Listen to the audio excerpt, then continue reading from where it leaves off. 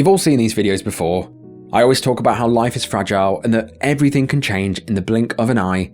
And it's true, it's no exaggeration. However, every now and then, someone's right there to record the calamity as it unfolds. In this 15th episode special, we're going to be taking a look at not 5, but 10 clips recorded right before horror. As I usually do, I've got clips from all across the world that are sure to leave you dumbfounded. So, strap in, grab your favourite drink and draw the curtains. Let's get right into it.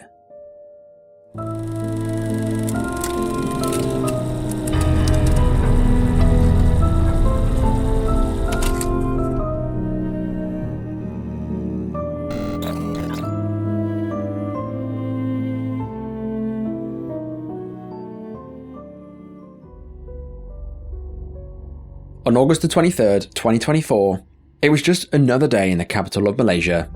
Well, that's how it started anyway, until this horrifying footage was recorded in the bustling Setapak district of Kuala Lumpur. The usual hum of the city filled the air as residents and commuters hurried to their destinations. It was yet another busy day. However, in the morning as the day got started, this is when a piece of CCTV footage was captured that shocked the world. At precisely 20 past 8 in the morning, a 48-year-old woman named Vijayalakshmi Gali, who we'll just refer to as Gali, was captured on video walking down a street called Jalan Masjid, located in Kuala Lumpur. Now, Gali was reportedly on a 2-month holiday with her family and was actually due to return home soon. That day, she was walking down the street and all of a sudden, the ground instantly opened beneath her feet and swallowed her.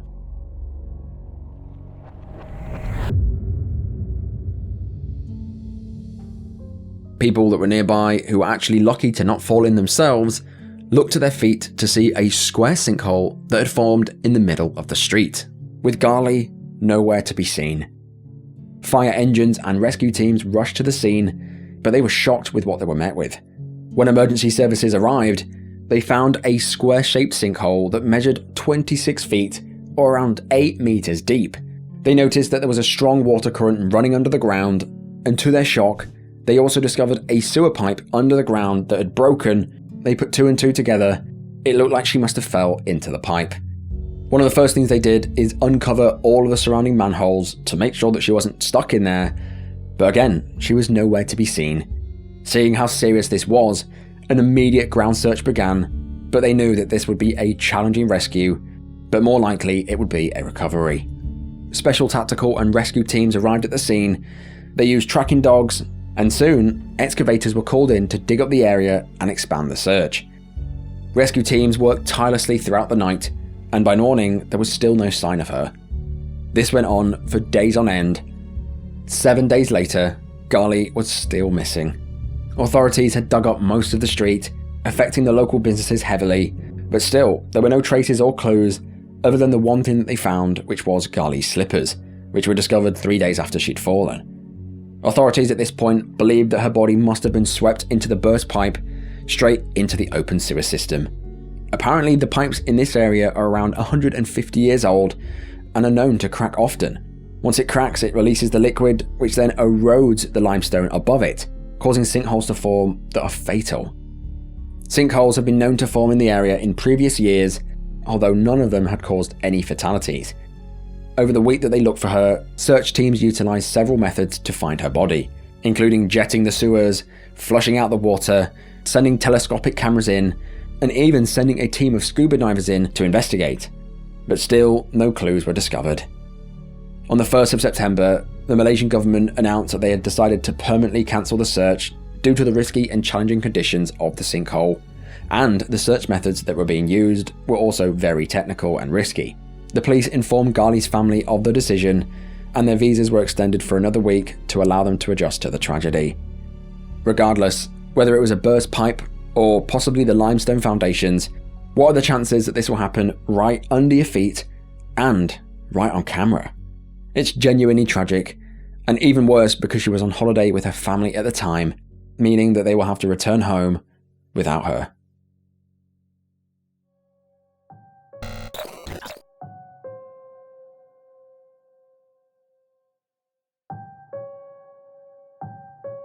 Now, I've shown some shocking footage on this channel But clips don't get any more shocking than this, and that is saying a lot, considering what I've covered so far. The footage in question begins on January the 22nd, 2023, on a cold, still night in a Tesco car park in Stroud, UK. Hours before this footage, 41-year-old sex worker Kimberly Ann Hawkins met 63-year-old Neil Shadwick for what we'll call a session. 63-year-old Neil was a disabled man with minimal mobility. He'd use a mobility scooter to get to and from where he was going. It was his lifeline. He couldn't even walk 5 meters without falling down if he lost it. With that in mind, after the session was completed, it was time to get the cash. Kimberly hopped on Neil's scooter and the pair of them drove down to the nearest cash point. He'd been nice enough to even give her a lift on his scooter. The nearest cash point just so happened to be in a Tesco car park. In this footage, you can see how cold the night was because cars were even frozen over. Captured at 2:20 in the morning, the first CCTV footage shows Neil attempting to withdraw money from the cash point at the Tesco Express, but unfortunately this machine gave an error and refused to spit out any cash. So the pair hopped back onto the scooter and made their way to the nearest big Tesco.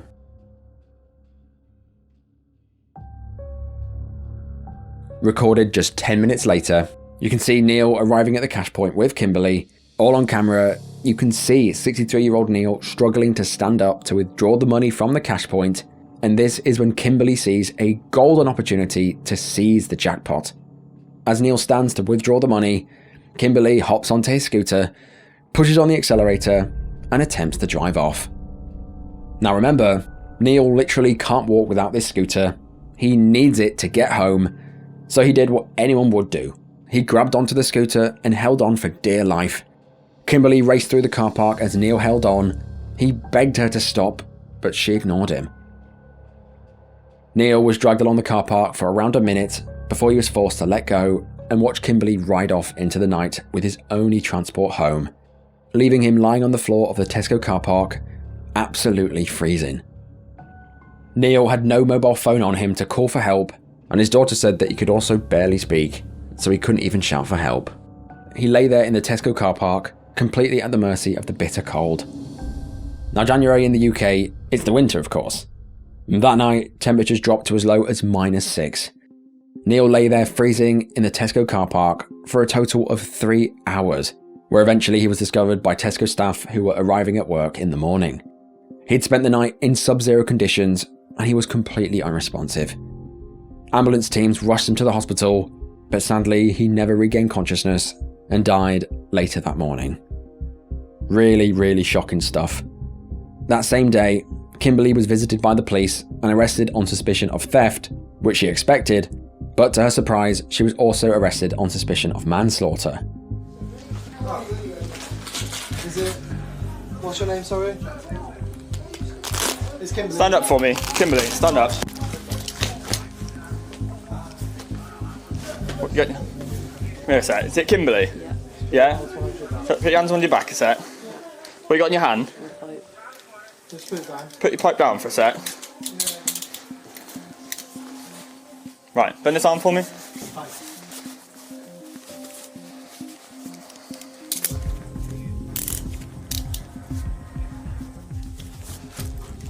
Right. Yeah. Right, so Kimberly.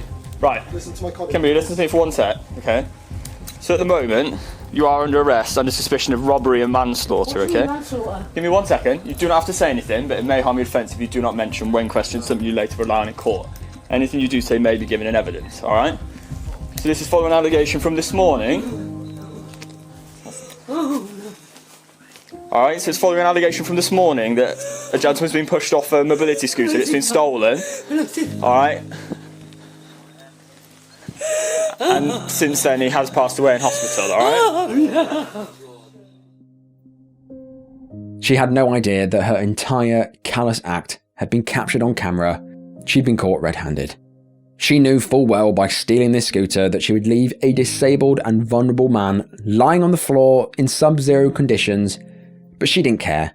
She wanted her money, and she wanted the scooter, and she got it. But at what cost? In August of 2024, Kimberly appeared in court, where here she pleaded guilty to manslaughter. She was sentenced to 6 years in prison, for the manslaughter and 6 months for other offences. Now this seems like a very light sentence for the amount of evil that was on clear display here, but of course I'm interested in your thoughts below. While Kimberly will be out of prison in less than 10 years, the horror that she impacted on Neil's family and friends will stick with them forever.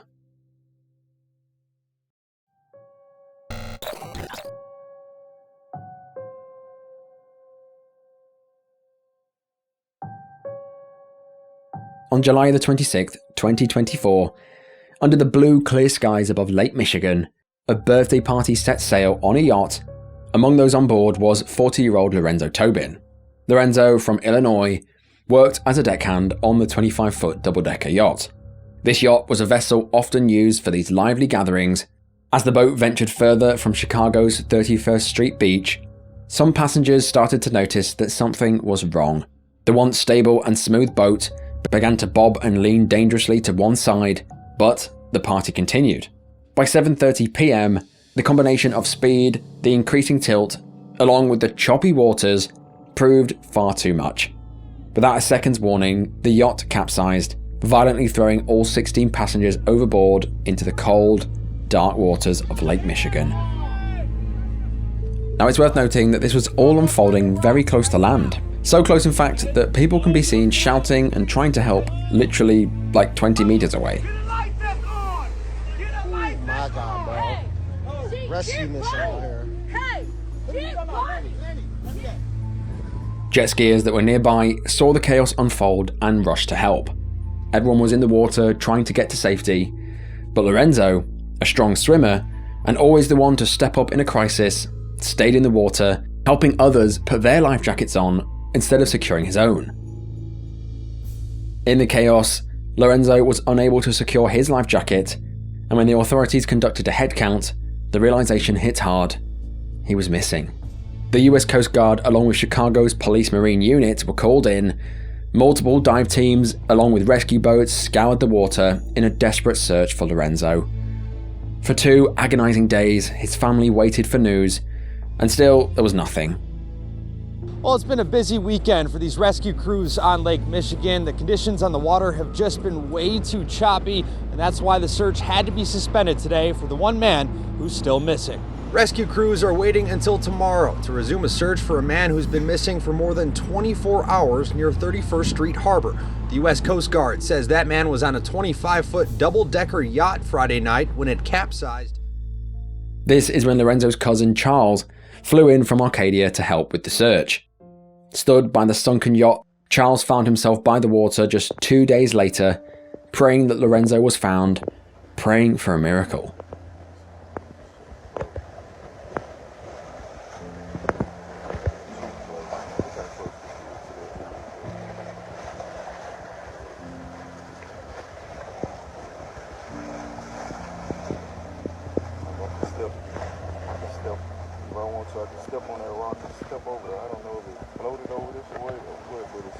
Just bad at he ain't make it to one of these rocks right now. And then, as if in an answer to their prayers, they spotted something bobbing in the water.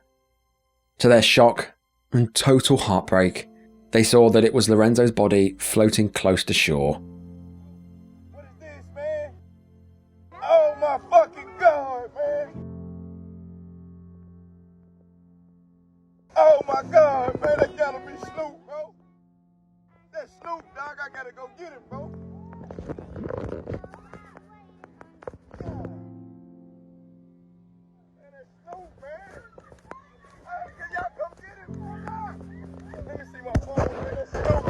Man, that's Snoop, man. I know God was gonna let me find my boy, man. God damn, come on. Man, how they get by him this close, man? Hey, thank you, God. Man, I know, man.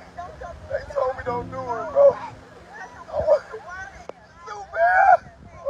Oh my God, man. It was a grim discovery, one that raised serious, painful questions about how the rescue teams, with all their equipment and expertise, failed to find him when he was right there, just beneath the surface. Now obviously, bodies can stay at the bottom of any body of water for a while before floating to the surface, but isn't this precisely what the dive team should have been looking for in those crucial early days? Who knows? Lorenzo seemed like a lovely, talented husband who lost his life helping others to safety, and there isn't a more honourable way to die than that.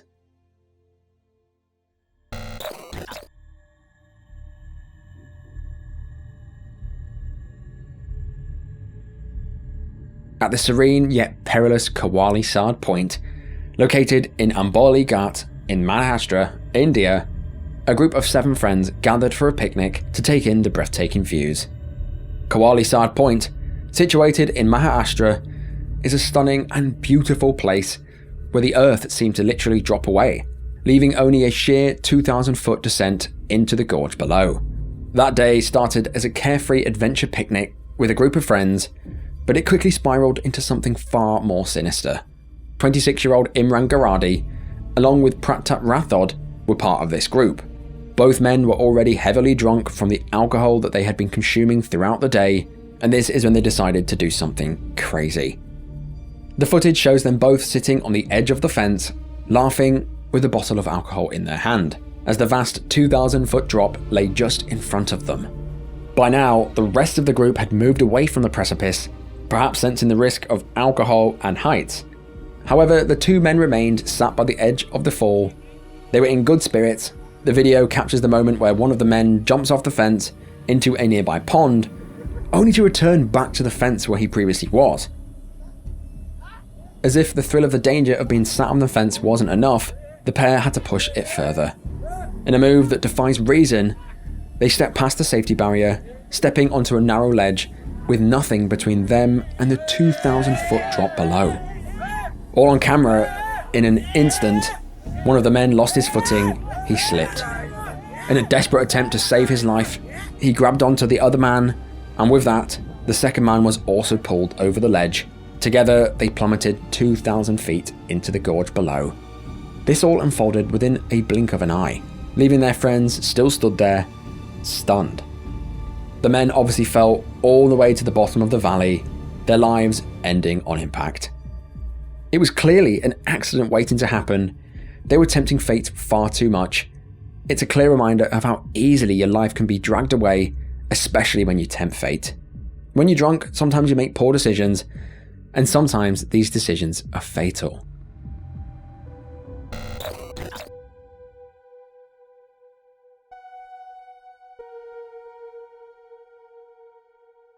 On December the 18th, 2016, the Engenheiro Arisco Railway Bridge, a towering 173 feet structure that connected Marinki to Itu in Sao Paulo, hosted a fun bungee jumping endeavour that I'm sure all involved will never forget. For a bit of background, the Engenheiro Arisco Railway Bridge is a well-known site for the local fire department's rappelling training, but also a hotspot for extreme sport enthusiasts.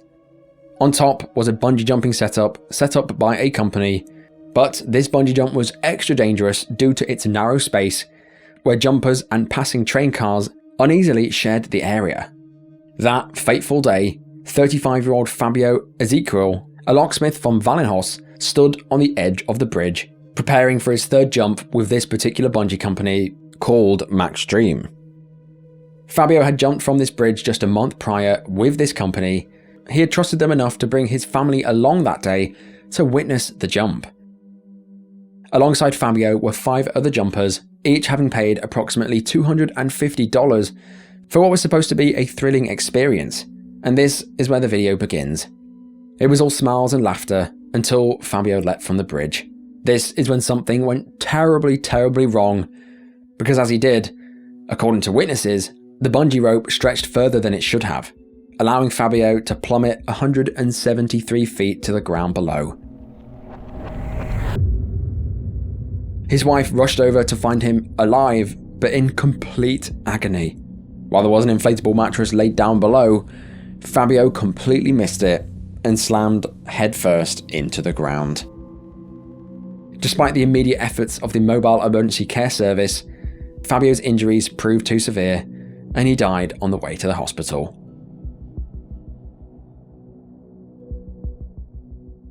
In the days that followed, the full extent of the tragedy began to unravel. During a nearly 3-hour testimony of December the 21st, the company owner, a guy named Frederick Weinard, confirmed that there had been a technical failure during the jump and that the backup rope, intended as a safety measure, had also been mismeasured, resulting in Fabio's tragic death.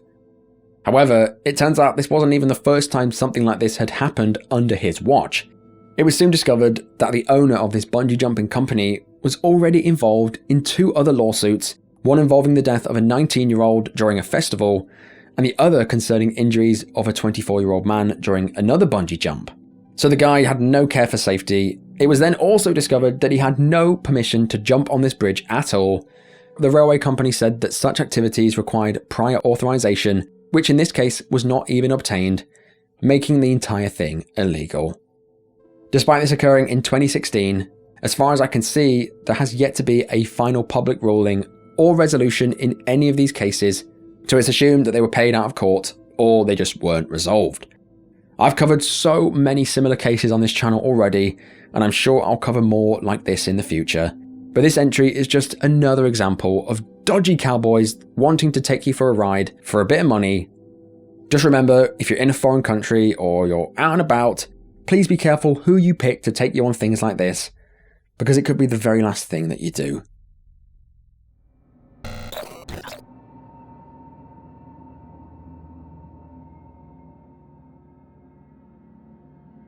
How suddenly things can go wrong is really on display while driving, and this entry is yet again no exception. With that in mind, this horrifying footage was recorded on Friday, November the 27th, 2020, in Russia, though the exact location is unfortunately unknown. The footage shows a car driving down a quiet forest road. The driver is travelling at a considerable speed, and in front you can see a vehicle crossing the road. As the driver gets closer and closer, a second vehicle then comes into view. Thinking nothing of it, the driver attempts to pass through between these 2 cars, and it's only when he gets close that he realises that this second vehicle was actually being towed. As he got closer, he spotted the metal tow rope strung across the road like a deadly clothesline. With just a second's notice, the car collided with the tow rope, smashing the car to pieces.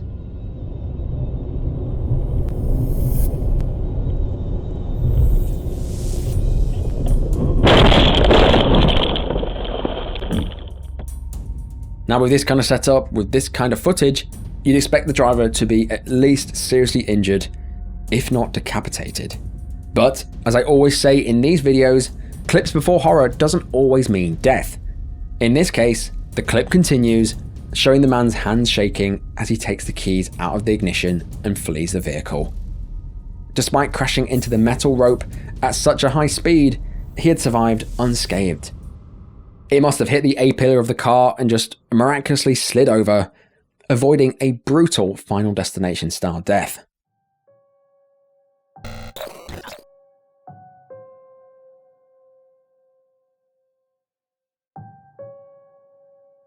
In a small town called Kalimpong, nestled in the Himalayan foothills of West Bengal, India, adventure meets tranquility. Kalimpong is known for its sweeping views along with its Buddhist monasteries, but it also features extreme sports like white river rafting, zip lining, and of course paragliding. Because of this, it draws in tourists from all across the world for its peace and its thrill. One of those thrill seekers was 32-year-old tourist Gaurav Chowdhury. Gaurav had always wanted to take a paragliding trip. He'd always wanted to soar in the air and see what it looked like from above. So he booked a paragliding adventure with a 22-year-old guide from Nepal in Kalimpong. After paying a fee, Gaurav and his guide climbed Diolo Hill, the highest point in Kalimpong, approximately 5,600 feet above sea level, ready for the jump. At 1:30 p.m, they arrived at the top of the hill, they suited up, and without much thought, they both leapt into the sky. And this is where the footage begins. It shows Gaurav holding a camera on a selfie stick, capturing himself suspended in the air. As usual with these videos, it's all fun and games until it's not. All of a sudden, a cord snapped on the glider, and in the blink of an eye, he and the pilot suddenly began plummeting to the ground.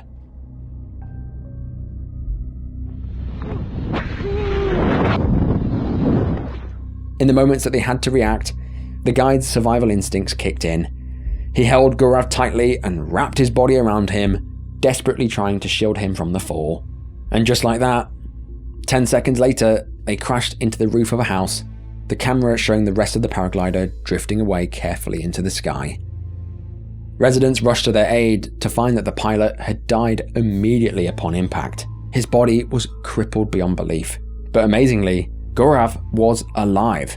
While he was injured and he had a broken leg, along with other injuries, he had been saved from the fall by the guide wrapping himself around him, taking the brunt of the impact, sacrificing his life to save his passenger. Despite the guide clearly doing everything he could to save his passenger, Gaurav's friends contacted the police and filed a complaint, stating that organisers ignored basic safety measures, saying that the pilot lacked even a helmet, which is true. The superintendent said that they were probing the incident and have registered an unnatural death case. But at the time of saying this, I can't find any reference to the lawsuit or any arrest relating to this incident. But what shocking footage.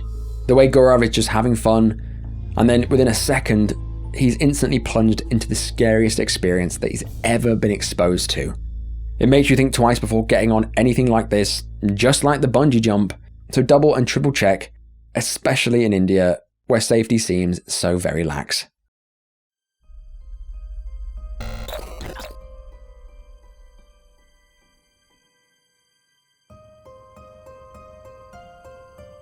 You guys all know this, but tropical storms are among nature's most potent forces. When they unleash their fury, the results are often catastrophic and terrifying. Hurricane Ida, which ravaged the Gulf Coast from August the 26th to September the 5th, 2021, showed this fury very, very well. Storm Ida, being a Category 4 storm, swept across the Gulf Coast from Louisiana to the northeastern United States, causing extreme flooding, leaving over 1 million people without electricity and destroying over 90,000 homes, primarily in Louisiana. The clip in question in this entry was recorded as Ida passed through Cranford, New Jersey. It shows a basement with ankle-high brown floodwaters, with a man carefully wading through it. It was reported that he and his family members had been attempting to empty the basement of water that day, before the totally unimaginable occurred. All captured on camera, you can start to see the basement wall bulge and crack. Seconds later, the bottom of the wall entirely gives way, unleashing a tidal wave of floodwater into the basement cavity. The entire room was filled to the ceiling within seconds, with furniture being pushed around like pinballs.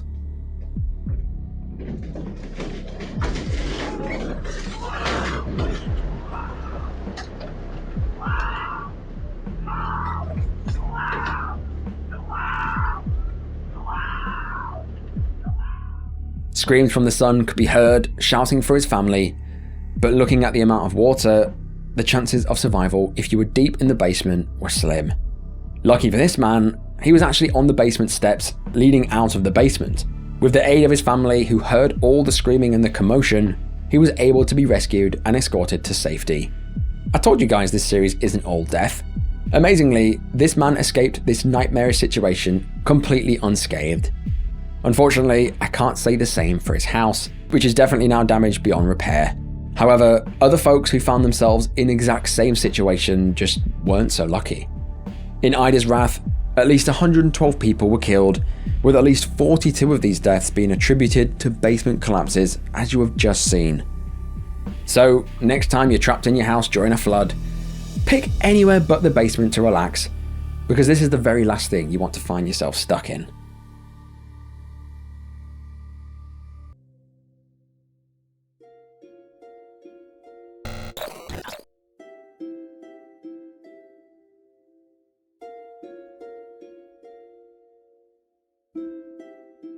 One of the key takeaways from these clips for horror videos is to remind you that life can be snatched away at any moment.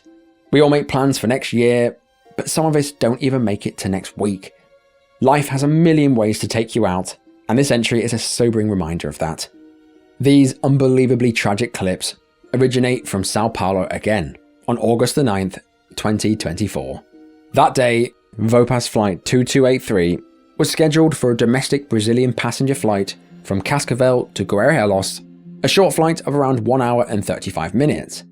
The twin-engined turboprop plane built in 2010, had been a workhorse for Vopas since being purchased in September of 2022. The plane had 62 occupants that day, 58 passengers, and 4 crew. The pilot in command was 35-year-old Captain Danilo Santos Romano, who had just finished his first full year as a commander. He was hired in November of 2022 and had over 5,200 flight hours under his belt. He also had a 61-year-old veteran co-pilot by the name of Humberto de Campos e Silva sat next to him. At approximately 11:46 a.m., the plane left Cascavel Airport bound for Sao Paulo's Guarulhos International Airport. That day, the weather was fine. However, meteorological reports indicated areas of turbulence, thunderstorms, and most importantly, icing along the route. This was something that happened infrequently, so de-icing techniques were used and the plane departed without fault. If you're unfamiliar with icing, you've seen Iron Man 1, right? It's basically a big concern for all aircraft types. Icing occurs when supercooled water droplets in clouds freeze upon contact with the aircraft surfaces. This ice can build up on various parts of the plane, such as wings, tail, and engines, leading to several severe problems such as aerodynamic problems, instrument malfunctions, and even complete engine failure. Now, the flight was going as well as you'd expect until around 1:21 p.m.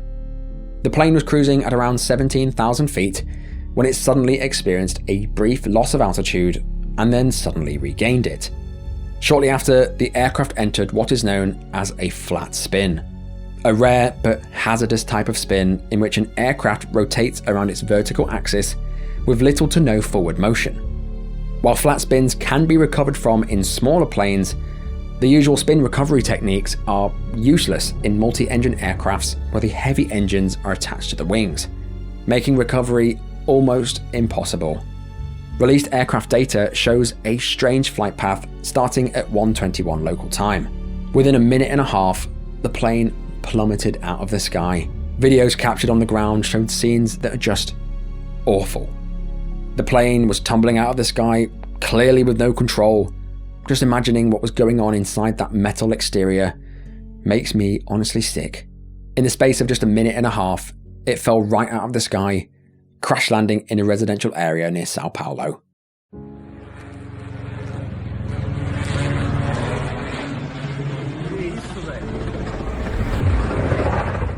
Tá porra! Caralho, bicho! Nó! Fudeu! Rapaziada, olha o avião caindo, mano. Mano, olha o avião caindo, velho. Mano, olha o avião caindo, mano.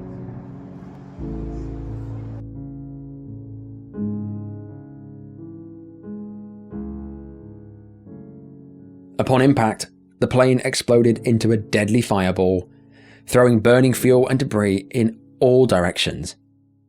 Fire teams rushed to the scene to find pure devastation. In the crash, every single person on board perished. The dead were charred so far beyond recognition that identification was very difficult. The victims comprised of 8 doctors, 6 of whom were oncologists en route to a cancer conference in Sao Paulo, along with 4 professors from Western Panama State University. It also included 2 children. Eerily, at least 10 ticketed passengers accidentally missed their flight as they were waiting at the incorrect gate. At first, they were probably fuming and upset that they'd missed their flight until they saw the news. At the time of saying this incident is very fresh. However, on September the 6th, almost a month later, a preliminary report on the crash was released and it uncovered some startling details about what occurred that day. The report revealed that the aircraft had been dispatched into forecast severe icing conditions, even though it was known to be outside the certification limit for that particular plane. According to the report, a critical ice protection system failed early into the flight. Despite this, when the air performance monitoring system issued warnings about worsening performance, the crew failed to respond. Eventually, the aircraft lost so much speed that the stall warning was triggered. In essence, there were multiple warnings that something was seriously wrong, but they were disregarded. Soon after this, the engine stalled and the pilots were unable to recover. But may the 62 people who lost their lives in this deadly crash, along with the rest of the people featured in this video, rest in peace.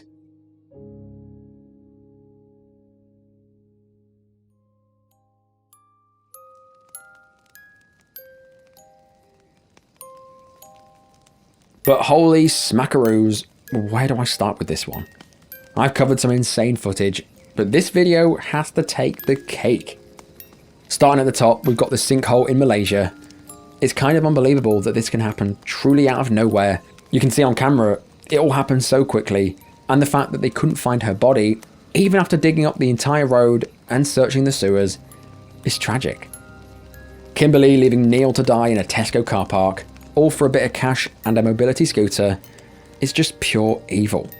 She went home, went to sleep thinking nothing of it, knowing that Neil was freezing in the car park, and in my opinion, she should have been given life in prison. Lorenzo, who perished while trying to help others, only to be discovered by his cousin randomly 2 days after the incident, is almost unbelievable. What are the chances that his body would surface at that exact moment that they reach the shore and the boat? It is quite bizarre, and it does make you wonder why law enforcement did not discover him sooner. The two men that tumbled 2,000 feet into a gorge while drunk, I'm lost for words. Why did they do this? Sometimes when you're drunk you make ridiculous decisions, but this is just past ridiculous. What were they thinking? Fabio, that leapt off a bridge with too long of a bungee cord in Sao Paulo, is bloody criminal. The owner was already facing 2 lawsuits, and this just added to the pile. I do wish I could find some resolution of this, but like I said, I couldn't find any results. But please don't do a random bungee jump off the side of a bridge that's also connected to a train track. You're just screaming danger. Next, the paragliding death. Paragliding is an extreme sport that I've covered multiple times on the channel already. It's lethal if anything goes wrong. However, in this case, I've got to say the guy did an honourable job by laying down his life to save his passenger, and that's really all you can ask for of a pilot. But it would have helped if they had better safety beforehand. This whole thing was probably caused by bad safety in the first place. Storm Ida that pummeled New Jersey, causing basements to collapse like they did in the video, is true horror. The speed at which that basement flooded is something that I will never forget. Again, I'm glad that he survived, but many weren't so lucky that year. And last, but certainly not least, the Vopas Flight 2283 that crashed in Sao Paulo. That footage left me with goosebumps. Every clip captured was horrible and truly shocking. I said this before, but I just can't imagine what occurred in those last 2 final minutes of the descent. As they spun in circles in the flat spin, they dropped 17,000 feet in the space of just 2 minutes. It would have been chaos inside, and I wouldn't wish it on my worst enemy. But most importantly, what did you guys think of this one? As always, I'm interested in all of your thoughts below.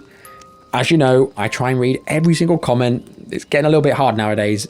But just before I go, if you're this far into the video and you're not subscribed, go ahead and smash that subscribe button now. And don't forget to tickle that notification bell to be alerted when I release content such as this. But I will see you guys in the next one. Bye bye.